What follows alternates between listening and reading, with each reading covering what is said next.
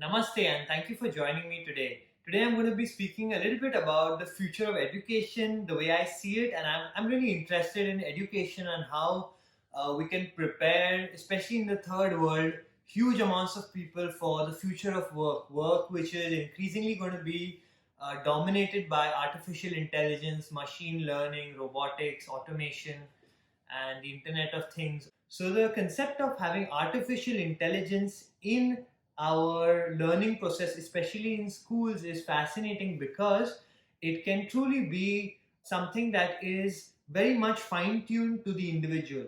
In general, some findings in the data that we have about how we learn and how we memorize things. Say I learn about a interesting piece of news. This sort of activates certain neural pathways in my brain as I absorb this new information. And now I take this information and I start telling my friends about it. I tell my family about it. I tell all. So I keep repeating it 4, 5, 10 times to different people in different contexts. I re-explain this piece of news or this piece of information that I've got. And by doing so, through that process, that piece of information gets into my long-term memory and I remember it for a long period of time. So depending on our age and depending on our aptitude, we all have a sort of process from which an information comes into our mind and then gets converted slowly into short-term memory and then into long-term memory. So for instance, every time I would pick up a new piece of information, say it would last in my brain for about 3 to 5 days if I did not at all revisit it.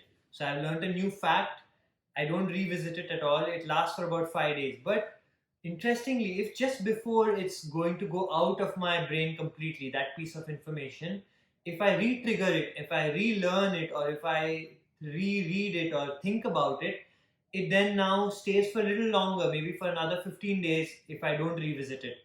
And then if I again revisit it within that 15-day period, it again stays longer and eventually becomes a part of my permanent or long-term memory, unless of course I have a disease or something else that takes it away from me. So now what's fascinating about artificial intelligence in learning is that an AI system will be able to track, first of all, it will know what is the capacity of my memory, and it will be able to track, for instance, that okay, I have taught this piece of history or this piece of biology, these facts to this student. Now I know that this person is going to forget it in the fifth day, and immediately in the fifth day lesson, you sort of revisit it. And it keeps getting revisited in a way that it becomes more a part of my long term memory, very different from our current education system, which is based on exams. So it's like a few days before the exam, we cram in a lot of information and then go for the exam. We may have visited that information 2 or 3 times by the time we finish with the exams, and then we sort of don't revisit it at all and it sort of gets lost. We forget a lot of it. So this will just make that process of memorizing and learning details and facts and things a lot more easier. You spend a lot less time doing it, and it will become an automatic process where something is constantly reinforcing that information. And so a lot of people at this stage would ask, what is the role of teachers? What is the role of human interaction in learning? And I think a lot of what human interaction is very important, and what it can do, what the teachers can do, is to facilitate the process of collaboration. So we are sort of learning something, and now how do we apply it in the real world? So say I learn about biology, how do I really apply this, what I've learned about biology, into the real world? Maybe I can do some farming exercise, a group exercise with a few other people to make it more interesting. Another reason why I think AI can be very interesting in studies is because if there are 30 students in a classroom, each learning maybe from a screen, from an artificial intelligence screen, um, each of them are learning something at their own pace and something that is different. So each person has their own individual pace of learning and is learning something completely different from each other. So, for instance, somebody has an aptitude for mathematics or for learning languages and mathematics, and say loves coding, and the AI system knows that this person loves coding.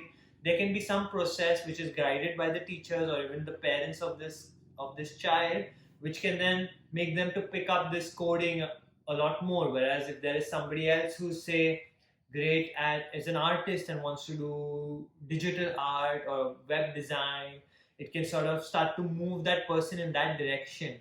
and the teacher in this case, in this scenario, can be there to sort of make projects between them. So say there's a third person who's very good at language, very good at speaking. He can then, the teacher can make a project with the person who's good at language, who's doing all these lessons to improve the public speaking, the person who's learning about coding, and the third person who's learning about more about, say, art, and bring them together to make some kind of project to showcase the public speaking on a platform which has been written by the code of one student. And and this can be started from a really young age, where they can be taught this kind of collaboration, which makes more sense in terms of a real world application, the kind of jobs that they can get, and it can be very interesting for them to start creating that sort of thing.